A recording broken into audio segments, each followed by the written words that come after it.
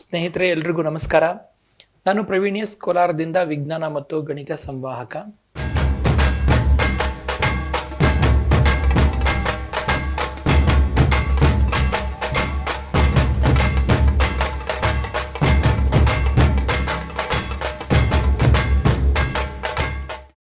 ಮತ್ತೊಮ್ಮೆ ನಿಮಗೆ ಈ ವಿಜ್ಞಾನದ ವಿಡಿಯೋಗೆ ಸ್ವಾಗತವನ್ನು ಕೋರ್ತಾ ಇದ್ದೀನಿ. ಇವತ್ತು ನಾವು ನಿಮ್ಮ ಜೊತೆಗೆ ಈ ವಿಡಿಯೋದಲ್ಲಿ ತಂದಿರುವಂತಹ ವಿಷಯ ಚಲನಶಾಸ್ತ್ರಕ್ಕೆ ಸಂಬಂಧಪಟ್ಟಿದ್ದು. ವಸ್ತುಗಳು ಯಾವಾಗಲೂ ಒಂದು ಸ್ಥಳದಿಂದ ಮತ್ತೊಂದು ಕಡೆಗೆ ಚಲನೆ ಆಗ್ತಾನೆ ಇರುತ್ತೆ ಅನ್ನೋದು ನಮ್ಮೆಲ್ರಿಗೂ ಗೊತ್ತಿರುವಂತಹ ವಿಷಯ. ಹಾಗಾಗಿ ಈ ಚಲನಶಾಸ್ತ್ರ ಅಂದರೆ ಏನು, ಚಲನಶಾಸ್ತ್ರದಲ್ಲಿ ಏನೇನೆಲ್ಲ ವಿಷಯಗಳು ಅಡಕವಾಗಿವೆ ಅನ್ನೋದನ್ನು ತಿಳಿತಾ ನೋಡೋಣ ಬನ್ನಿ. ಚಲನಶಾಸ್ತ್ರ, ಅದರಲ್ಲೂ ವಿಶೇಷವಾಗಿ ಇದನ್ನು ಮೆಕ್ಯಾನಿಕ್ಸ್ ಅಂತ ಕರಿತೀವಿ. ಮೆಕ್ಯಾನಿಕ್ಸಲ್ಲಿ ವಿಶೇಷವಾಗಿ ಎರಡು ವಿಭಾಗಗಳು, ಒಂದು ಸ್ಟ್ಯಾಟಿಕ್ಸ್ ಮತ್ತೊಂದು ಡೈನಮಿಕ್ಸ್. ಸ್ಟ್ಯಾಟಿಕ್ಸ್ ಅಂತಂದರೆ ವಸ್ತುಗಳು ನಿಂತಿರುವಂಥ ವಸ್ತುಗಳು, ಅದನ್ನು ಅಧ್ಯಯನ ಮಾಡುವಂಥದ್ದು. ಆದರೆ ಡೈನಮಿಕ್ಸ್ ಅನ್ನೋದು ಹಾಗಲ್ಲ, ಚಲಿಸುವ ವಸ್ತುಗಳನ್ನು ಅಧ್ಯಯನ ಮಾಡುವಂಥದ್ದು ಡೈನಮಿಕ್ಸು. ಆದರೆ ಯಾಕೆ ವಸ್ತುಗಳು ನಿಂತಿವೆ, ವಸ್ತುಗಳು ಯಾಕೆ ಚಲಿಸ್ತಾ ಇವೆ, ಹೇಗೆ ಚಲಿಸ್ತಾವೆ ಅನ್ನೋದನ್ನು ಅರ್ಥ ಮಾಡ್ಕೊಳ್ಳೋದಕ್ಕೆ ನಮಗೆ ಎರಡು ರೀತಿಯ ವಿಷಯಗಳಿವೆ. ಒಂದು ಕೈನೆಮ್ಯಾಟಿಕ್ಸು, ಮತ್ತೊಂದು ಕೈನೆಟಿಕ್ಸ್. ಸೊ ಮೆಕ್ಯಾನಿಕ್ಸನ್ನು ಚಲನಶಾಸ್ತ್ರದಲ್ಲಿ ಎರಡು ಭಾಗ, ಒಂದು ಸ್ಟ್ಯಾಟಿಕ್ಸ್ ಮತ್ತೊಂದು ಡೈನಮಿಕ್ಸ್. ಡೈನಮಿಕ್ಸಲ್ಲಿ ಎರಡು ಭಾಗ, ಒಂದು ಕೈನೆಮ್ಯಾಟಿಕ್ಸ್ ಮತ್ತೊಂದು ಕೈನೆಟಿಕ್ಸ್. ಅಂದರೆ ಕಾರಣ ಇದ್ದು ಚಲಿಸ್ತಾ ಇರೋವಂಥದ್ದು ಯಾವುದು, ಚಲಿಸೋದಕ್ಕೆ ಕಾರಣ ಬೇಡ ಅಂಥವು ಯಾವುದು ಅನ್ನೋದ್ರ ಬಗ್ಗೆ ನಾವು ಕೈನೆಮ್ಯಾಟಿಕ್ಸ್ ಮತ್ತು ಕೈನೆಟಿಕ್ಸಲ್ಲಿ ವಿಶೇಷವಾಗಿ ಗಮನಿಸ್ತಾ ಹೋಗ್ತೀವಿ. ಇನ್ನೂ ವಿಚಾರವಾಗಿ ನಾವು ತಿಳ್ಕೋಬೇಕು ಅಂತಂದರೆ ಮೆಕ್ಯಾನಿಕ್ಸ್ನ ಎರಡನೇ ಭಾಗ, ಕೈನೆಮ್ಯಾಟಿಕ್ಸಲ್ಲಿ ವಸ್ತುಗಳು ಹೇಗೆ ಚಲಿಸುತ್ತೆ, ಡೈನಮಿಕ್ಸಲ್ಲಿ ವಸ್ತುಗಳು ಯಾಕೆ ಚಲಿಸುತ್ತೆ. ಸೊ ದಿ ಹೌ ಪಾರ್ಟ್ ಅನ್ನೋದು ಒಂದಾದರೆ ದಿ ವೈ ಪಾರ್ಟ್ ಮತ್ತೊಂದು. ಸ್ನೇಹಿತರೆ ಬನ್ನಿ ಇನ್ನೊಂದಷ್ಟು ಹೊಸ ವಿಚಾರಗಳನ್ನು ತಿಳಿತಾ ಹೋಗೋಣ. 1994ರಲ್ಲಿ ಒಂದು ಇಂಗ್ಲೀಷ್ನ ಸಿನಿಮಾ ಬಿಡುಗಡೆ ಆಗುತ್ತೆ. ಅದರ ಹೆಸರು ಸ್ಪೀಡ್ ಅಂತ. ಇದು ಅತ್ಯಂತ ರೋಮಾಂಚನವಾದ ಒಂದು ಪಿಕ್ಚರ್ ಆಗಿತ್ತು ಆ ಒಂದು ಸಂದರ್ಭಕ್ಕೆ. ಇದರಲ್ಲಿ ಕಥೆ ಇದ್ದಿದ್ದು ಒಂದು ಬಸ್ ಹೋಗ್ತಾ ಇರುತ್ತೆ, ಆ ಬಸ್ಸಲ್ಲಿ ಬಾಂಬ್ ಇಟ್ಬಿಟ್ಟಿರ್ತಾರೆ. ಬಸ್ ಹೇಗೆ ಆ ಬಾಂಬ್ನ ಇಟ್ಟಿರ್ತಾರಪ್ಪ ಅಂತಂದರೆ, ಆ ಬಸ್ಸು 60 km/h ಹೋಗ್ತಾನೆ ಇರಬೇಕು. ಅದಕ್ಕಿಂತ ಕಡಿಮೆ ಆದರೆ ಬಾಂಬ್ ಎಕ್ಸ್ಪ್ಲೋಡ್ ಆಗುತ್ತೆ. ಸೊ ಆ ಬಸ್ಸಲ್ಲಿ ಯಾರಿರ್ತಾರೆ, ವಿಶೇಷವಾಗಿ ಮಕ್ಕಳಿರ್ತಾರೆ.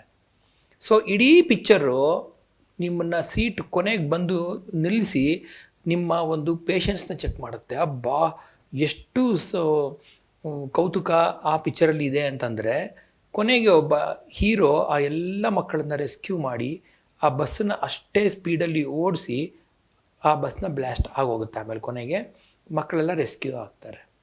ಸೊ ಏನಕ್ಕೆ ಈ ವಿಚಾರ ನಮಗೆ ಅತ್ಯಂತ ಮಹತ್ವವಾದದ್ದು ಅಂತಂದರೆ, ಸ್ಪೀಡ್ ಅನ್ನೋ ಒಂದು ಸಣ್ಣ ಕಾನ್ಸೆಪ್ಟ್ ಮೇಲೆ ಏನೇನೆಲ್ಲ ಹೊಸ ಥರದ್ದು ಮಾಡಬಹುದು ಅನ್ನೋದು. ಮತ್ತೊಂದು ವಿಶೇಷವಾದ ಸೋಜಿಗ ಏನಪ್ಪ ಅಂತಂದರೆ, ಸ್ಪೀಡ್ದು ಬೆಳಕಿನ ವೇಗ 3 × 10⁸ ಮೀಟರ್/ಸೆಕೆಂಡ್. ಒಂದು ಸೆಕೆಂಡಲ್ಲಿ 3 ಲಕ್ಷ ಕಿಲೋಮೀಟರ್ಗಳು ಅದು ಚಲಿಸುತ್ತೆ ಅಂತಂದರೆ ಎಷ್ಟು ಸೋಜಿಗ ಅಲ್ವಾ. ಹಾಗೆ ಶಬ್ದದ ವೇಗ 343 ಮೀಟರ್/ಸೆಕೆಂಡ್, ಕೇವಲ 343. ಬೆಳಕಿನ ವೇಗ ನೋಡಿ, ಶಬ್ದದ ವೇಗ ನೋಡಿ, ನಾವು ಚಲಿಸುವ ವೇಗ ಎಷ್ಟಿರ್ಬೋದು, 2 ಅಥವಾ 3 km/h ಅಲ್ವಾ. ಸೊ ಈ ಥರದ್ದೆಲ್ಲ ಇರೋವಾಗ ವೇಗದ ಬಗ್ಗೆ ಹೆಚ್ಚಿನ ವಿಷಯ ತಿಳ್ಕೊಂಡು ಅದ್ರ ಬಗ್ಗೆ ಲೆಕ್ಕ ಮಾಡೋಕ್ಕೆ ಎಷ್ಟು ಚೆನ್ನಾಗಿರುತ್ತೆ. ಮುಂದಿನ ಭಾಗದಲ್ಲಿ ನೋಡೋಣ. ನಾವೆಲ್ಲ ಈ ಸಾಧನವನ್ನು ನೋಡಿದ್ದೀವಿ. ಈ ಸಾಧನ ನಮಗೆ ಏನನ್ನು ತಿಳಿಸುತ್ತೆ? ಈ ಸಾಧನದಲ್ಲಿ ಎರಡು ವಿಚಾರಗಳಿವೆ. ಒಂದು ಸ್ಪೀಡೋಮೀಟರು. ಸ್ಪೀಡೋಮೀಟರ್ ಏನು ತೋರಿಸುತ್ತೆ? ವಾಹನ ಎಷ್ಟು ಸ್ಪೀಡ್ನಲ್ಲಿ ಓಡ್ತಾ ಇದೆ ಅನ್ನೋದನ್ನು ತೋರಿಸುತ್ತೆ. ಇನ್ನೊಂದು ಎರಡನೇ ಭಾಗ, ಇದು ಓಡೋಮೀಟರು. ಕನ್ನಡದ ಓಡುವ ಮೀಟರ್ ಅಲ್ಲ, ಇಂಗ್ಲೀಷ್ನ ಓಡೋಮೀಟರ್. ಓಡೋಮೀಟರ್ ಏನಪ್ಪ ತೋರಿಸುತ್ತೆ ಅಂದರೆ, ಎಷ್ಟು ಕಿಲೋಮೀಟ್ರ್ ಓಡಿದೆ ಅನ್ನೋದನ್ನು ತೋರಿಸುತ್ತೆ. ನಾವು ಸಾಮಾನ್ಯವಾಗಿ ಎರಡನ್ನೂ ಕನ್ಫ್ಯೂಸ್ ಮಾಡ್ಕೊಂಬಿಟ್ಟು ಅದು ಬರೀ ಸ್ಪೀಡೋಮೀಟರ್ ಅಂತ ಅಂತೀವಿ. ಅಲ್ಲ, ಒಂದು ಸ್ಪೀಡೋಮೀಟರ್ ಎಷ್ಟು ಸ್ಪೀಡಲ್ಲಿ ನಿಮ್ಮ ವಾಹನ ಚಲಿಸ್ತಾ ಇದೆ ಅನ್ನೋದನ್ನು km/h ತೋರಿಸುತ್ತೆ. This is very important. ಮುಂದೆ ನೋಡೋಣ ಏನದು km/h ಅಂದರೆ ಅಂತ. ಆಮೇಲೆ ಓಡೋಮೀಟರ್ ಎಷ್ಟು ದೂರ ಓಡಿದೆ ವಾಹನ ಅನ್ನೋದನ್ನು ತೋರಿಸುತ್ತೆ.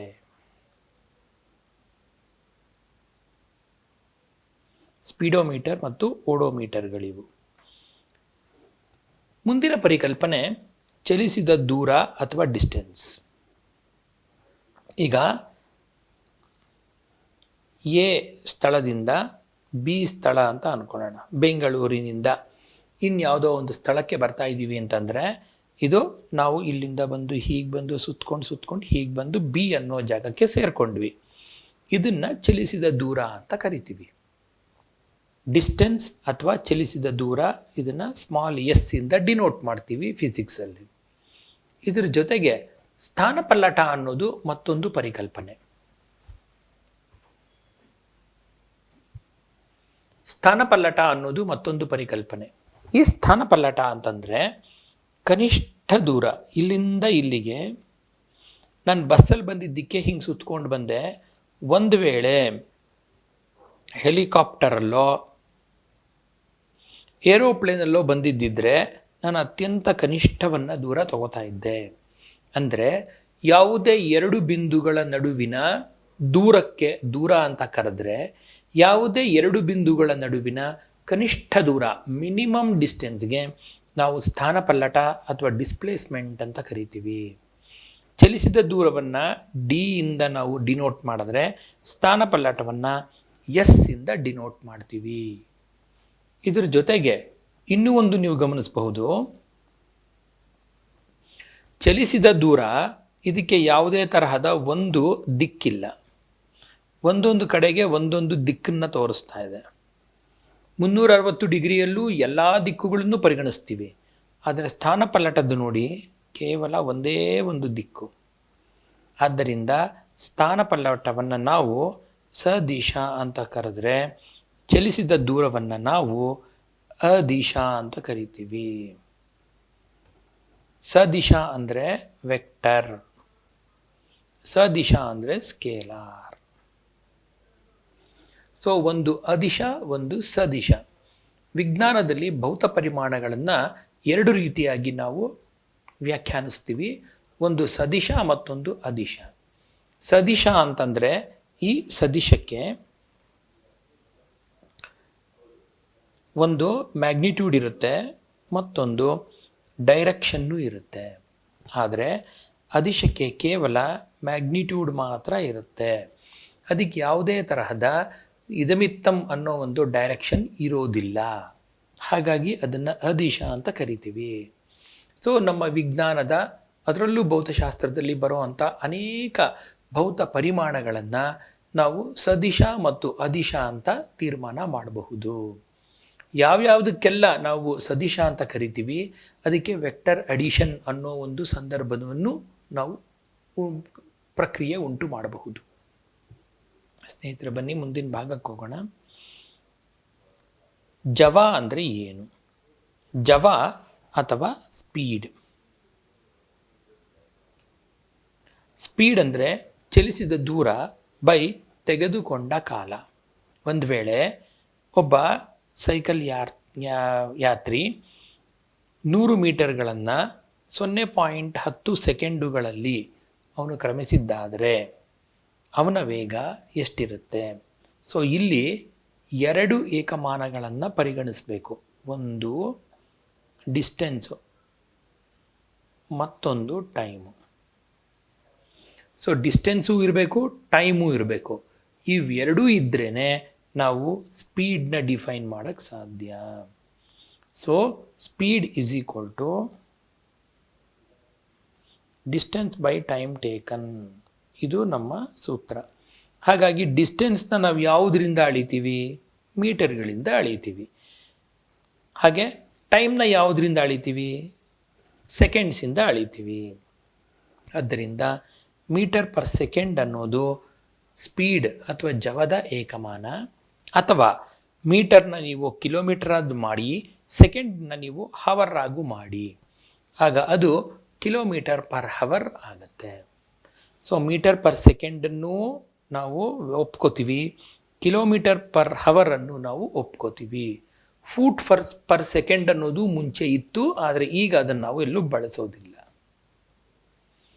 ಸೊ ಸ್ನೇಹಿತರೆ, ಜವ ಅಂತಂದರೆ ಸ್ಪೀಡ್, ಇಂಗ್ಲೀಷ್ನಲ್ಲಿ ಸ್ಪೀಡ್ ಅಂತೀವಿ. ಇದು ಚಲಿಸಿದ ದೂರ ಬೈ ತೆಗೆದುಕೊಂಡ ಕಾಲ. ಸೊ ನಮ್ಮ ಸ್ಪೀಡೋಮೀಟರಲ್ಲಿ ನಾವು ಗಮನಿಸುವುದು ಇದನ್ನು. ಹಾಗೆ ಎರಡನೇ ಭಾಗ ವೆಲಾಸಿಟಿ. ವೇಗ ಅಂದರೆ ಸ್ಥಾನಪಲ್ಲಟ ಬೈ ತೆಗೆದುಕೊಂಡ ಕಾಲ. ಇಲ್ಲಿ ನಾವು ಗಮನಿಸಬೇಕಾಗಿರೋದು ಜವದಲ್ಲಿ ಚಲಿಸಿದ ದೂರ ಬರುತ್ತೆ, ವೇಗದಲ್ಲಿ ಸ್ಥಾನಪಲ್ಲಟ ಬರುತ್ತೆ.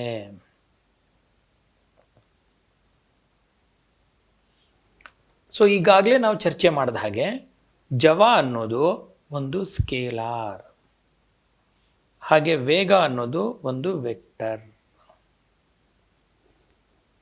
ಒಂದು ಸ್ಕೇಲಾರು ಮತ್ತೊಂದು ವೆಕ್ಟರ್. ಆದ್ದರಿಂದ ಈ ವೇಗ ಅಥವಾ ವೆಲಾಸಿಟಿ ಅನ್ನೋದು ಸಹ ವೆಕ್ಟರ್. ಇದರ ಏಕಮಾನ ಮೀಟರ್ ಪರ್ ಸೆಕೆಂಡ್ ಮತ್ತು ಕಿಲೋಮೀಟರ್ ಪರ್ ಹವರ್, ಎರಡರಲ್ಲಿ ನೀವು ಯಾವುದು ಬೇಕಾದರೂ ಬಳಸ್ಕೋಬಹುದು. ಅಂದರೆ ಜವ ಮತ್ತು ವೇಗ ಇವೆರಡಕ್ಕೂ ವ್ಯತ್ಯಾಸ ಏನಪ್ಪ ಅಂದರೆ, ವಿಶೇಷವಾಗಿ ಒಂದು ಅಂದರೆ ಜವ ಅದಿಶ, ವೇಗ ಸದಿಶ. ಸಾಮ್ಯತೆ ಏನಪ್ಪ ಅಂದರೆ, ಎರಡರ ಏಕಮಾನವು ಮೀಟರ್ ಪರ್ ಸೆಕೆಂಡ್ ಅಥವಾ ಕಿಲೋಮೀಟರ್ ಪರ್ ಹವರ್. ಹಾಗಾದರೆ ನಾವು ವಾಹನವನ್ನು ಓಡಿಸುವಾಗ ನಮ್ಮ ಓಡೋಮೀಟ್ರಲ್ಲಿ, ಸ್ಪೀಡೋಮೀಟ್ರಲ್ಲಿ ಕಾಣಿಸೋ ಅಂಥದ್ದು ಸ್ಪೀಡೋ ಅಥವಾ ವೆಲಾಸಿಟಿನೋ? ನೀವೇ ಯೋಚನೆ ಮಾಡಿದ್ರೆ ನಿಮ್ಗೆ ಉತ್ತರ ಸಿಗುತ್ತೆ. ಯಾವುದೇ ಒಂದು ವೆಹಿಕಲ್ಲು ಹೋಗುವಾಗ ಒಂದೇ ದಿಕ್ಕಲ್ಲಿ ಹೋಗಲ್ಲ, ದಿಕ್ಕು ಬದಲಾಗ್ತಾನೆ ಇರೋದ್ರಿಂದ ಅದು ಯಾವಾಗಲೂ ಜವ ಆಗಿರುತ್ತೆ. ಆದ್ದರಿಂದ ಅದನ್ನು ಸ್ಪೀಡೋಮೀಟರ್ ಅಂತಾರೆ ಹೊರತು ವೆಲಾಸಿಟೋಮೀಟರ್ ಅನ್ನಲ್ಲ, ಅಲ್ವಾ? 99% ನಾವು ಅಳೆಯುವಂಥದ್ದೆಲ್ಲ ಸ್ಪೀಡ್ಗಳೇ. ವೆಲಾಸಿಟಿ ಅಂತಂದರೆ ನಾವು ಲೈಟ್ಗೆ ಹೊಂದಿಕೊಂಡು ಹೇಳ್ತೀವಿ, ಯಾಕೆಂದರೆ ಅದು ತನ್ನ ಡೈರೆಕ್ಷನ್, ತನ್ನ ದಿಕ್ಕನ್ನು ಎಲ್ಲೂ ಬದಲಾಯಿಸಲ್ಲ. ಆದ್ದರಿಂದ ಸ್ಪೀಡು ಅಂತಲೂ ಹೇಳ್ಬೋದು ಲೈಟ್ಗೆ, ವೆಲಾಸಿಟಿ ಅಂತ ಹೇಳಿದ್ರು ತಪ್ಪಾಗಲ್ಲ. ಬೇರೆ ಯಾವುದೇ ಸಂದರ್ಭದಲ್ಲಿ ನಾವು ವೆಲಾಸಿಟಿ ಅಂತ ಹೇಳೋದು ತಪ್ಪಾಗತ್ತೆ. ಬೇರೆ ಯಾವುದೇ ಸಂದರ್ಭದಲ್ಲಿ ನಾವು ವೆಲಾಸಿಟಿ ಅನ್ನೋ ಪದವನ್ನು ಬಳಸೋದು ತಪ್ಪಾಗತ್ತೆ. ಸ್ನೇಹಿತರೆ, ಬನ್ನಿ ಮುಂದಿನ ಭಾಗಕ್ಕೆ ಹೋಗೋಣ. ಸೊ ಒಂದು ವಸ್ತು ಚಲಿಸ್ತಾನೇ ಇದೆ, ಅದಕ್ಕೆ ಕೇವಲ ವೇಗ ಒಂದಷ್ಟೇ ಇರಲ್ಲ, ವೇಗ ಉತ್ಕರ್ಷವೂ ಇರುತ್ತೆ. ವೇಗೋತ್ಕರ್ಷ ಅಂದರೆ ಇಷ್ಟು: ವೇಗದಲ್ಲಾದ ಬದಲಾವಣೆ ಬೈ ತೆಗೆದುಕೊಂಡ ಕಾಲ. Acceleration is change in time, change in distance, change in distance ಅಥವಾ ಡಿಸ್ಪ್ಲೇಸ್ಮೆಂಟ್, ಚೇಂಜ್ ಇನ್, ನಾವು ವೆಲಾಸಿಟಿ ಅಂತಲೇ ತೊಗೊಂಡ್ಬಿಡೋಣ. Change in velocity by time taken. ವೇಗದಲ್ಲಾದ ಬದಲಾವಣೆ ಡಿವೈಡೆಡ್ ಬೈ ತೆಗೆದುಕೊಂಡ ಕಾಲ. ಉದಾಹರಣೆಗೆ ಒಂದು ವಸ್ತು ಎ ಇಂದ ಬಿಗೆ, ಎನಲ್ಲಿ ಅದರ ವೇಗ v1 ಇತ್ತು, ಬಿನಲ್ಲಿ ಅದರ ವೇಗ v2 ಇತ್ತು. ಇದು t ಸಮಯದಲ್ಲಿ ಚಲಿಸ್ತು ಅಂತ ಅಂದ್ಕೊಳ್ಳೋಣ. ಆಗ ವೇಗದಲ್ಲಾದ ಬದಲಾವಣೆ ಅಂದರೆ ಇದು ವೇಗ ಹೆಚ್ಚಾಗ್ತಾ ಇರೋವಂಥ ಸಂದರ್ಭ ಅಂತ ಇಟ್ಕೊಳ್ಳಿ, ಇಲ್ಲ ಕಡಿಮೆ ಆಗ್ತಾ ಇರೋ ಸಂದರ್ಭ ಇಟ್ಕೊಂಡ್ರೂ ಉತ್ತರ ಬರುತ್ತೆ. ಅದಕ್ಕೆ ನಾವು ಮುಂದಿನ ಸ್ಲೈಡಲ್ಲಿ ಉತ್ತರ ಕೊಡ್ತೀವಿ. ಈಗ ವೇಗದಲ್ಲಾದ ಬದಲಾವಣೆ v2 minus v1 by T. ಈಗ ಇದರ ಏಕಮಾನ ಏನು? ಆಕ್ಸಲರೇಷನ್ಗೆ ಏಕಮಾನ ಏನು ಬರೀಬೇಕು? ವೆಲಾಸಿಟಿಯ ಏಕಮಾನ ಮೀಟರ್ ಪರ್ ಸೆಕೆಂಡ್, ಕಾಲದ ಏಕಮಾನ ಸೆಕೆಂಡ್. ಹಾಗಾಗಿ ಮೀಟರ್ ಪರ್ ಸೆಕೆಂಡ್ ಸ್ಕ್ವೇರ್ ಅಥವಾ kilometre per hour square. Normally metre per second ಸ್ಕ್ವೇರೇ ಹೆಚ್ಚಾಗಿ ಬಳಸುವಂಥ ಏಕಮಾನ. ಇದು ಮೂಲಭೂತ ಪಾಠಗಳು ಸ್ನೇಹಿತರೆ. ಇದನ್ನು ನೀವು ಸರಿಯಾಗಿ ಅರ್ಥ ಮಾಡ್ಕೊಂಡಿದ್ದಾದರೆ ನಾವು ಇಲ್ಲಿ ಬರುವಂಥ ಸಂದರ್ಭಗಳು, ಇಲ್ಲಿ ಬರುವಂಥ ಸೂತ್ರಗಳು, ಇಲ್ಲಿ ಬರುವಂಥ ಪರಿಕಲ್ಪನೆಗಳನ್ನು ಬೇರೆ ಯಾವುದೇ ಪರಿಕಲ್ಪನೆಗಳ ಜೊತೆಗೆ ಹೊಂದಾಣಿಕೆ ಮಾಡಿಕೊಂಡು ಇನ್ನೂ ಚೆನ್ನಾಗಿ ಅರ್ಥ ಮಾಡ್ಕೋಬೋದು. ತತ್ಕ್ಷಣದ ವೇಗ ಅಥವಾ ಇನ್ಸ್ಟಂಟೇನಿಯಸ್ ವೆಲಾಸಿಟಿ. ಒಂದು ವಾಹನ ಚಲಿಸ್ತಾ ಇದೆ. ವಾಹನ ಚಲಿಸುವಾಗ ಯಾವುದೋ ಒಂದು ಸಂದರ್ಭದಲ್ಲಿ, ಉದಾಹರಣೆಗೆ t=5 ಸೆಕೆಂಡ್, 5 ಸೆಕೆಂಡ್ನಲ್ಲಿ ನಾವು ಅದರ ವೇಗವನ್ನು ಅಳೆದಿದ್ದಾದರೆ ಅದು ಇನ್ಸ್ಟಂಟೇನಿಯಸ್ ವೇಗ ಆಗುತ್ತೆ. ಅಥವಾ ಇಲ್ಲಿ ಯಾವುದೋ ಒಂದು ಪೊಸಿಷನಲ್ಲಿ ಇದನ್ನು ಅಳೆದಿದ್ದಾದರೆ ಅದು ಇನ್ಸ್ಟಂಟೇನಿಯಸ್ ವೆಲಾಸಿಟಿ ಅಥವಾ ಇನ್ಸ್ಟಂಟೇನಿಯಸ್ ವೆಲಾಸಿಟಿ ಅಥವಾ ತತ್ಕ್ಷಣದ ವೇಗ ಅಂತ ಅದನ್ನು ಅನ್ಕೋಬಹುದು. ಇದರ ಮುಂದಿನ ನಂತರದಲ್ಲಿ ಇದರ ಮುಂದಿನ ಭಾಗವಾಗಿ ಮತ್ತೊಂದು ವೇಗದ ಪರಿಕಲ್ಪನೆ ಇದೆ. ಅದು ಆವರೇಜ್ ವೆಲಾಸಿಟಿ ಅಥವಾ ಸರಾಸರಿ ವೇಗ. ಇನ್ಸ್ಟಂಟೇನಿಯಸ್ ಅಂದರೆ ಆ ತತ್ಕ್ಷಣಕ್ಕೆ ಅಲ್ಲಿ ವೇಗ ಎಷ್ಟಿತ್ತು ಅಂತ ಹೇಳೋದಾದರೆ, ಆವರೇಜ್ ವೆಲಾಸಿಟಿ ಅಂತಂದರೆ ಇಡೀ ಕೋರ್ಸ್, ಅಂದರೆ ವಸ್ತು ಅಥವಾ ಯಾವುದೇ ವಾಹನ ಒಂದು ಕಡೆಯಿಂದ ಇನ್ನೊಂದು ಕಡೆಗೆ ಚಲಿಸುವಾಗ total distance by total time. ಅಂದರೆ average velocity is ratio of displacement to time. ಅಂದರೆ ಟೋಟಲ್ ಡಿಸ್ಟೆನ್ಸು ಎಷ್ಟು ದೂರ ಹೋಯಿತು ಮತ್ತು ಟೋಟಲ್ ಟೈಮು ಎಷ್ಟು ಟೈಮ್ ತಗೋತು. ಉದಾಹರಣೆಗೆ ಒಂದು ವಸ್ತು ಈ ಥರ ಎಲ್ಲ ಚಲಿಸಿ ಇಲ್ಲೆಲ್ಲೋ ಇದೆ, ಎ ಇಂದ ಬಿಗೆ. ಟೋಟಲ್ ಡಿಸ್ಟೆನ್ಸ್ ಇದು ಟೋಟಲ್ ಡಿಸ್ಟೆನ್ಸು ಮತ್ತು ಟೋಟಲ್ ಟೈಮ್ ಸಹ ನಾವು ಯೋಚನೆ ಮಾಡಬಹುದು. ಟೋಟಲ್ ಟೈಮು ಇಲ್ಲಿಗೆ T1, T2, T3, T4, T5, T6 ಅಂತ ತೊಗೊಂಡ್ರೆ ಪ್ರತಿ ಹಂತದಲ್ಲೂ ಎಷ್ಟು ಡಿಸ್ಟೆನ್ಸ್ ಕವರ್ ಮಾಡ್ತು ಮತ್ತು ಪ್ರತಿ ಹಂತದಲ್ಲೂ ಎಷ್ಟು ಟೈಮ್ ತಗೋತು ಅನ್ನೋದನ್ನು ತೊಗೊಂಡು ಮಾಡಿದ್ರೆ ನಮಗೆ ಸರಾಸರಿ ವೇಗ ಸಿಗುತ್ತೆ. ಸರಾಸರಿ ವೇಗ ಯಾತಕ್ಕೆ ಬೇಕು? ಒಂದು ಜರ್ನಿ ಅಥವಾ ಒಂದು ಪ್ರಯಾಣ ಕಂಪ್ಲೀಟ್ ಆದಮೇಲೆ ಇದು ಎಷ್ಟು ಸರಾಸರಿ ವೇಗದಲ್ಲಿ ಹೋಗಿದೆ ಅಂತ ಹೇಳಕ್ಕೆ ಬೇಕು. ಈಗ ನಮ್ಮ ಈ ಓಡೋ ಸ್ಪೀಡೋಮೀಟರ್ಗಳಲ್ಲೂ ಅಷ್ಟೇ ನಮಗೆ ಸಿಗೋ ಅಂಥದ್ದು ಇನ್ಸ್ಟಂಟೇನಿಯಸ್, ತತ್ಕ್ಷಣದಲ್ಲಿ ಎಷ್ಟಾಗಿದೆ ಅಂತ. ಆದರೆ ನಮ್ಮ ವಾಹನದಲ್ಲಿ ನಾವು ಟೋಟಲ್ಲಾಗಿ ಎಫೆಕ್ಟ್ ಬೇಕು ಅಂತಂದರೆ ನಾವೇನು ಮಾಡ್ತೀವಿ? ಆವ್ರೇಜ್ ವೆಲಾಸಿಟಿನ ಪರಿಗಣಿಸ್ತೀವಿ.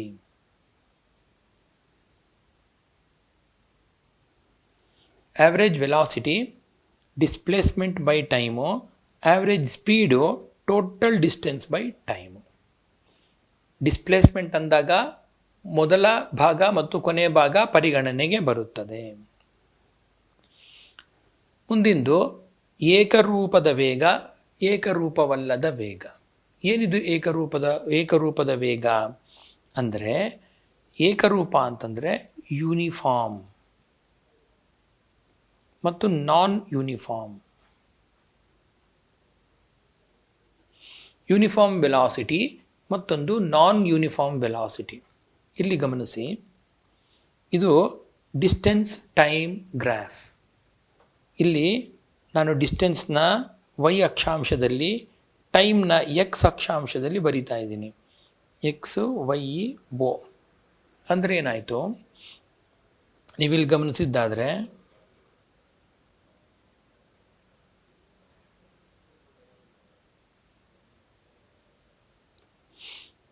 ಇದು ಟೈಮು, ಬಹುಶಃ 1 ಸೆಕೆಂಡ್ ಅಂತಲೇ ಅಂದ್ಕೊಳ್ಳೋಣ. ಈ 1 ಸೆಕೆಂಡಲ್ಲಿ ಇದು ಎಷ್ಟು? 10 ಮೀಟ್ರ್ಗಳು ಚಲಿಸ್ತು. ಮುಂದಿನ 1 ಸೆಕೆಂಡಲ್ಲಿ ಮುಂದಿನ 10 ಮೀಟ್ರ್ ಚಲಿಸ್ತು. ಮುಂದಿನ 10 ಸೆಕೆಂಡಲ್ಲಿ ಮುಂದಿನ 10 ಮೀಟ್ರ್ ಚಲಿಸ್ತು. ಅಂದರೆ ಪ್ರತಿ ಬಾರಿ ಎಷ್ಟು ಟೈಮ್ ತಗೋತಾ ಇದೆಯೋ ಅಷ್ಟೇ ಡಿಸ್ಟೆನ್ಸು, ಅಂದರೆ ಅಷ್ಟೇ ದೂರವನ್ನು ಚಲಿಸ್ತಾ ಇದೆ. ಹಾಗಾಗಿ ಅದನ್ನು ನಾವು ಯೂನಿಫಾರ್ಮ್ ವೆಲಾಸಿಟಿ ಅಂತ ಕರಿತೀವಿ. If equal distances R covered in equal interval of time. Equal distance are covered in equal interval of time.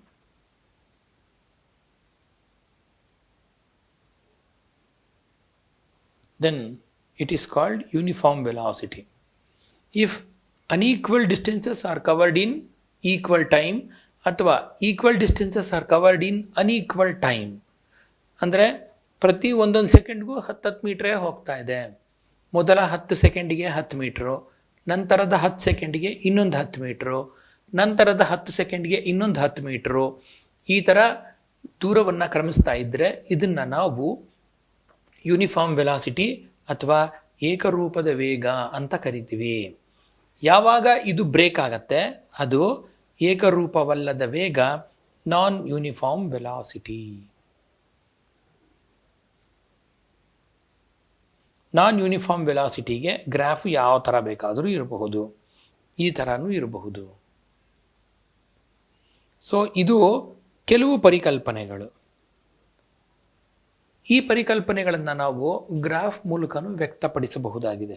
ಇಲ್ಲಿ ನೋಡಬಹುದು ನೀವು, ಇಲ್ಲೇನಾಗ್ತಾ ಇದೆ, 0ಯಿಂದ 1 ಸೆಕೆಂಡಿಗೆ ವೇಗ ಜಾಸ್ತಿ ಆಯಿತು, 2ರಿಂದ 3 ಸೆಕೆಂಡ್ಗೂ ವೇಗ ಜಾಸ್ತಿ ಆಯಿತು, 3ರಿಂದ 4ಕ್ಕೂ ವೇಗ ಜಾಸ್ತಿ ಆಯಿತು, 2ರಿಂದ 3ಕ್ಕೂ.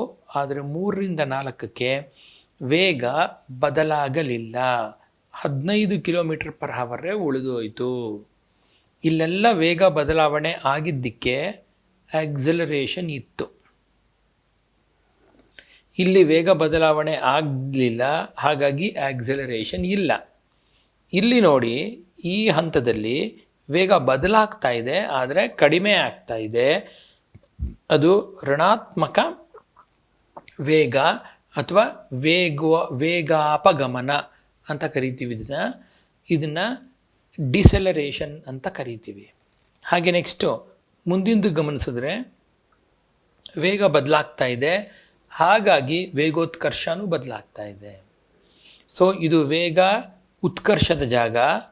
ಎಲ್ಲಿಂದ? ಎ ಇಂದ ಬಿ ವೇಗೋತ್ಕರ್ಷ, ಬಿ ಇಂದ ಸಿ ವೇಗೋತ್ಕರ್ಷ ಇಲ್ಲ, ಸಿ ಇಂದ ಡಿ ವೇಗಾಪಗಮನ, ಡಿ ಇಂದ ಇ ಮತ್ತೆ ವೇಗೋತ್ಕರ್ಷ. ಹೀಗೆ ಯಾವುದು ಜಾಸ್ತಿ ಆಗ್ತಾ ಇದೆ, ಯಾವುದು ಕಡಿಮೆ ಆಗ್ತಾ ಇದೆ, ಇದನ್ನು ನಾವು ವೆಲಾಸಿಟಿ ಟೈಮ್ ಗ್ರಾಫಲ್ಲಿ ತೋರಿಸ್ತೀವಿ. 2 ರೀತಿಯ ಗ್ರಾಫ್ಗಳನ್ನು ನೀವು ಅರ್ಥ ಮಾಡ್ಕೋಬೇಕು. ಒಂದು ಇಲ್ಲಿ ಕೊಟ್ಟಿರೋ ಹಾಗೆ ಡಿಸ್ಟೆನ್ಸ್ ಟೈಮ್ ಗ್ರಾಫ್, ಇನ್ನೊಂದು velocity time graph. Distance time ಗ್ರಾಫಲ್ಲಿ ನಮಗೆ ವೆಲಾಸಿಟಿ ಅಂದರೆ ವೇಗ ಸಿಗುತ್ತೆ, ವೆಲಾಸಿಟಿ ಟೈಮ್ ಗ್ರಾಫಲ್ಲಿ ನಮಗೆ ವೇಗೋತ್ಕರ್ಷ ಸಿಗುತ್ತೆ. ಅದಷ್ಟೇ ಅಲ್ಲ, ಪ್ರತಿ ಸಾರಿನೂ ನಾವು ಈ ರೀತಿಯ ವಿಷಯಗಳನ್ನು ತಿಳ್ಕೋಬಹುದು. ನೋಡಿ, distance time graph for a stationary body. ಏನು ಸ್ಟೇಷನರಿ ಬಾಡಿ ಅಂದರೆ ವಸ್ತು ನಿಂತಿದೆ. ಬೇರೆ ಬೇರೆ ಸೆಕೆಂಡುಗಳಲ್ಲಿ ತಗೊಂಡ್ರು ನೀವು 5, 10, 15, 20 ಎಲ್ಲ ಸಂದರ್ಭಗಳಲ್ಲೂ ಅದು ಅಷ್ಟೇ ದೂರದಲ್ಲೇ ಇದೆ. ಹಾಗಾಗಿ ಇಲ್ಲಿ ಯಾವುದೇ ತರಹದ ಚಲನೆ ಇಲ್ಲ. ಇದನ್ನು ನಾವು ಸ್ಟೇಷನರಿ ಬಾಡಿ ಅಂತ ಕರಿತೀವಿ. ನಂತರ ಪ್ರತಿ ಸೆಕೆಂಡ್ಗೂ ಪ್ರತಿ ಇಂಟರ್ವೆಲ್ಲಲ್ಲೂ ಎಷ್ಟು ಸಮಯ ತಗೊಂಡಿದೆಯೋ, ಎಷ್ಟು ದೂರ ಹೋಗಿದೆಯೋ, ನೆಕ್ಸ್ಟ್ ಇಂಟರ್ವೆಲ್ಲಲ್ಲೂ ಅಷ್ಟೇ ದೂರ ಹೋಗ್ತಾ ಇರೋದ್ರಿಂದ ಏಕರೂಪದ ಚಲನೆ ಅಂತ ಕರಿತೀವಿ. ನಂತರದಲ್ಲಿ ಇಲ್ಲಿ ತಗೊಂಡಂಥ ಸಮಯ, ಇಲ್ಲಿ ತಗೊಂಡಂಥ ಸಮಯ ಮತ್ತು ಮೂರನೇದರಲ್ಲಿ ತಗೊಂಡಂಥ ಸಮಯಗಳು ಬೇರೆ ಬೇರೆ ಇದ್ದು ಕವರ್ ಮಾಡಿರುವಂಥ ಡಿಸ್ಟೆನ್ಸಸ್ಸು ಜಾಸ್ತಿ ಆಗ್ತಾ ಇರೋದ್ರಿಂದ ಇದು ವೇಗೋತ್ಕರ್ಷ. ವೇಗೋತ್ಕರ್ಷ ಅಂದರೆ ಆಕ್ಸಲರೇಷನ್ ಇದೆ ಅಂತ. ಇಲ್ಲಿ ಗಮನಿಸಿದ್ದಾದರೆ ನೀವು, ಇಲ್ಲೊಂದು ಸ್ವಲ್ಪ ವಿಶೇಷ ಕಾಣಿಸುತ್ತೆ. ಇಲ್ಲಿ ವೇಗೋತ್ಕರ್ಷ ಕಡಿಮೆ ಆಗ್ತಾ ಇದೆ ಅಂದರೆ ವೇಗಾಪಗಮನ ಅಂತ ಕರಿತೀವಿ. ಇದನ್ನು ರೆಟಾರ್ಡೇಷನ್ ಅಂತ ಕರಿತೀವಿ.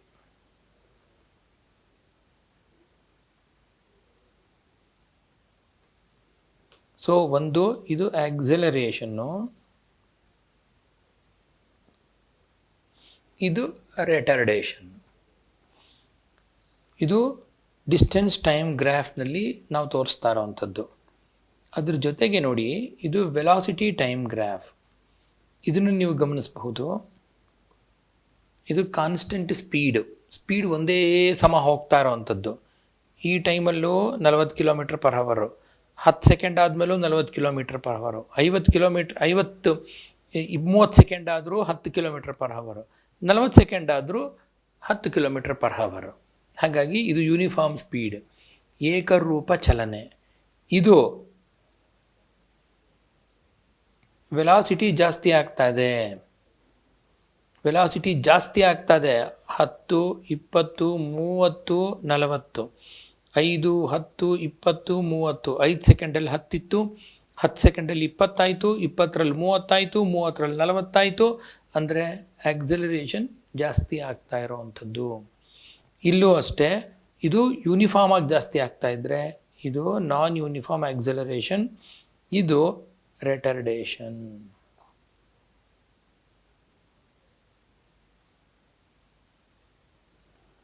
ಹೀಗೆ ನಾವು ಕೇವಲ ಸೈದ್ಧಾಂತಿಕವಾಗಿ ತಿಳ್ಕೊಳ್ಳೋದಷ್ಟೇ ಅಲ್ಲ, ಸೈದ್ಧಾಂತಿಕವಾಗಿ ತಿಳ್ಕೊಳ್ಳೋದನ್ನು ನಾವು ಸೂತ್ರದ ಮೂಲಕನೂ ತಿಳ್ಕೋಬೇಕು, ಜೊತೆಗೆ ಈ ರೀತಿಯ ನಕ್ಷೆ ಮೂಲಕನೂ ಸಹ ನಾವು ತಿಳ್ಕೋಬೇಕಾಗತ್ತೆ.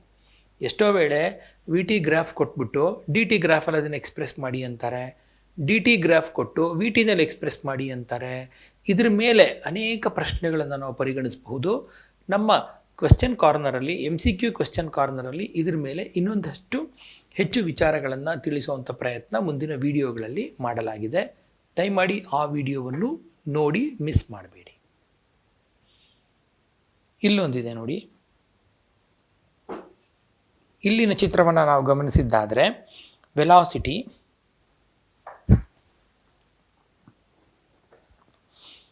ಆಕ್ಸಲರೇಟಿಂಗ್, ಇದು ಕಾನ್ಸ್ಟೆಂಟ್ ವೆಲಾಸಿಟಿ, ಡಿಸೆಲರೇಟಿಂಗು, ಸ್ಟ್ರಾಂಗ್ ಆಕ್ಸಲರೇಷನ್ನು. ಅಂದರೆ ಇಲ್ಲಿನ ಕೋನ ಮತ್ತು ಇಲ್ಲಿನ ಕೋನವನ್ನು ಪರಿಗಣಿಸಿದ್ರೆ θ2 > θ1. ಆದ್ದರಿಂದ ಇಲ್ಲಿನ ಸ್ಲೋಪ್ ಅಂತ ಕರಿತೀವಿ ನಾವು ಇದನ್ನು. ಸ್ಲೋಪ್ m2 > m1 ಅಂದರೆ tan θ2 > tan θ1. ಆದ್ದರಿಂದ ಆಕ್ಸಲರೇಷನ್ ಅಥವಾ ವೇಗೋತ್ಕರ್ಷ ಜಾಸ್ತಿ. ಅಂದರೆ ಇನ್ನೂ ನಿಮಗೆ ಸ್ಪಷ್ಟವಾಗಿ ಹೇಳಬೇಕು ಅಂತಂದರೆ, ಇನ್ನೂ ಸ್ಪಷ್ಟವಾಗಿ ನೀವು ನೋಡೋದಾದರೆ, ಇಲ್ಲಿ ಇದು x ಅಕ್ಷಾಂಶ, ಇದು y ಅಕ್ಷಾಂಶ. ಇಲ್ಲಿ ಮೊದಲ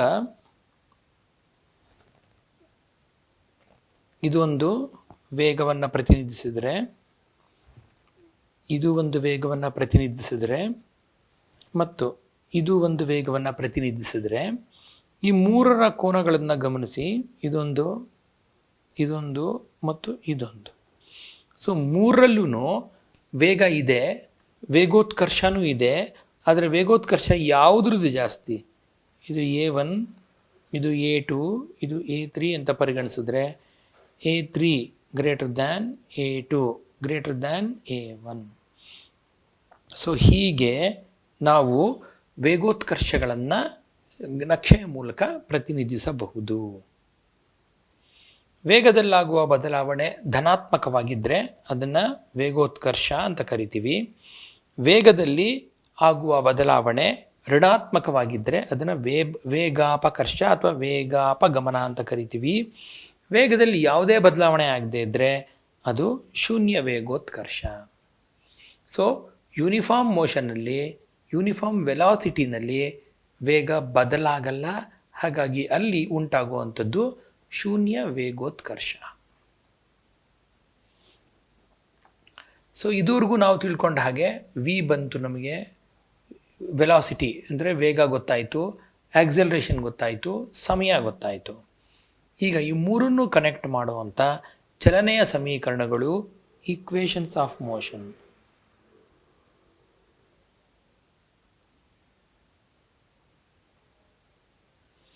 ಸೊ ಅತ್ಯಂತ ಮೂಲಭೂತವಾದ ಪರಿಕಲ್ಪನೆಗಳಿವು. V is equal to you plus A T ಅಂದರೆ ವಿ ಅನ್ನೋದು ಅಂತಿಮ ವೇಗ, ಯು ಅನ್ನೋದು ಆರಂಭಿಕ ವೇಗ. ಏನಂತ ಕರೆದ್ವಿ ನಾವು? V minus u by t ಅಂತ ಕರೆದ್ವಿ. ಈಗ ಏನಾಯ್ತಿದು? A t is equal to v minus u. ಯುನ ಈ ಕಡೆಗೆ ತೊಗೊಂಡ್ರೆ v minus u is equal to a t, v is equal to you plus A t. ಈ ರೀತಿಯಾಗಿ ನಾವು ಈ ಚಲನೆಯ ಸಮೀಕರಣಗಳನ್ನು ನಾವು ವ್ಯಾಖ್ಯಾನಿಸಿರುವಂಥದ್ದು. ಎರಡನೇದು v square minus u square is equal to 2as ಅಥವಾ v square is equal to you square plus 2as. S ಅಂದರೆ ಸ್ಥಾನಪಲ್ಲಟ. U t is equal to half a t square. ಇದು ಮೂರನೆಯ ಸಮೀಕರಣ. ಸೊ ಚಲನೆಯ ಸಮೀಕರಣಗಳನ್ನು ನಾವು ತುಂಬ ಪ್ರಬುದ್ಧವಾಗಿ ಗಮನಿಸಬೇಕಾಗತ್ತೆ. ಕಾರಣ ಕೇವಲ ವಸ್ತುಗಳ ಚಲನೆ ಈ ಪಾಠದಷ್ಟೇ ಅಲ್ಲ, ಯಾವುದೇ ವಸ್ತು ಚಲನೆಗೆ ಒಳಪಟ್ಟಿದ್ದರೆ ಅವು ಎಲ್ಲವೂ ಸಹ ಚಲನೆಯ ಸಮೀಕರಣಗಳನ್ನು ಹೊಂದಾಣಿಕೆ ಮಾಡಿಕೊಳ್ಳುತ್ತೆ. ಒಂದು ಬದಲಾವಣೆ ಏನಪ್ಪ ಅಂತಂದರೆ, ನೀವು ಇಲ್ಲಿ ನೋಡೋ ಹಾಗೆ ಒಂದು ಬದಲಾವಣೆ ಏನಪ್ಪ ಅಂದರೆ, ಯಾವುದೇ ಒಂದು ವಸ್ತು ಮೇಲಿಂದ ಕೆಳಗಡೆಗೆ ಬೀಳ್ತಾ ಇದೆ ಅಥವಾ ಒಂದು ವಸ್ತು ಕೆಳಗಿಂದ ಮೇಲ್ಗಡೆಗೆ ಹೋಗ್ತಾ ಇದೆ ಅಂತಂದರೆ ನಾವೇನು ಬದಲಾವಣೆ ಮಾಡ್ತೀವಿ? ಅದಕ್ಕೆ V is equal to you plus G T, V square is equal to you square plus 2gs, S is equal to U T plus half G T square. ನೀವಿಲ್ಲಿ ಗಮನಿಸಬೇಕಾಗಿರೋದು ಈ ಅಂಶವನ್ನು.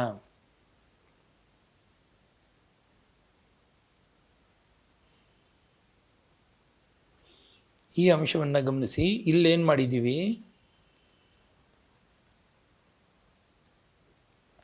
ಎ ಸ್ಥಾನದಲ್ಲಿ ಜಿನ ಬರೆದಿದ್ದೀನಿ. ಅಂದರೆ ಎ ಅನ್ನೋದು ಹೋಗಿ ಜಿ ಉಳ್ಕೋತು. ಜಿ ಅನ್ನೋದ್ರ ಬೆಲೆ ಇಲ್ಲಿ ಬರೆದಿದ್ದೀವಿ. ಜಿ ಅನ್ನೋದು 9.8 ಮೀಟರ್ಸ್ ಪರ್ ಸೆಕೆಂಡ್ ಸ್ಕ್ವೇರ್ ಗುರುತ್ವ ವೇಗೋತ್ಕರ್ಷ ಅಥವಾ ಆಕ್ಸಲರೇಷನ್ ಡ್ಯೂ ಟು ಗ್ರಾವಿಟಿ. ಅಂದರೆ ಏನರ್ಥ? ಯಾವುದೇ ವಸ್ತುವನ್ನು ನೀವು ಸುಲಭವಾಗಿ ಸಿಂಪಲ್ ಆಗಿ ಸುಮ್ಮನೆ ಹಿಂಗೆ ಬಿಟ್ಟರೆ ಸಾಕು, ಫ್ರೀ ಫಾಲ್ ಅಂತ ಕರಿತೀವಿ. ಅದನ್ನು ಬಿಟ್ಟರೆ ಅದು ಬರೋ ಅಂಥ ವೇಗೋತ್ಕರ್ಷ ಯಾವಾಗಲೂ 9.8 ಮೀಟರ್ ಪರ್ ಸೆಕೆಂಡ್ ಸ್ಕ್ವೇರ್ ಮಾತ್ರ ಆಗಿರುತ್ತೆ. ಅದು ನಮ್ಮ ಭೂಮಿಗೆ ಹೊಂದಿಕೊಂಡಂತೆ 9.8 ಮೀಟರ್ಸ್ ಪರ್ ಸೆಕೆಂಡ್ ಸ್ಕ್ವೇರ್ ವೇಗೋತ್ಕರ್ಷದಲ್ಲೇ ಆ ಕಲ್ಲು ಅಥವಾ ಆ ವಸ್ತು ಬೀಳೋದು. ಅದೇ ರೀತಿ ಮೇಲ್ಗಡೆಗೆ ಹೋಗುವಾಗ್ಲೂ ಅಷ್ಟೇ, ಯಾವುದೇ ಒಂದು ವಸ್ತುವನ್ನು ನೀವು ಬಿಸಾಕಿದ್ದಾದರೆ ಅದನ್ನು ನಾವು -g ಅಂತ ಪರಿಗಣಿಸಿ ಉತ್ತರವನ್ನು ಮಾಡ್ತೀವಿ. ಸೊ ಇಲ್ಲಿ ನಾವು ಗಮನಿಸಬೇಕಾಗಿರೋದು v is equal to you plus A t ಅನ್ನೋದು ಹಾರಿಜಾಂಟಲ್ ಅಂದರೆ ಅಡ್ಡ ಸಾಲಲ್ಲಿ ನಡೆಯುವಂಥ ವಸ್ತುಗಳಿಗೆ.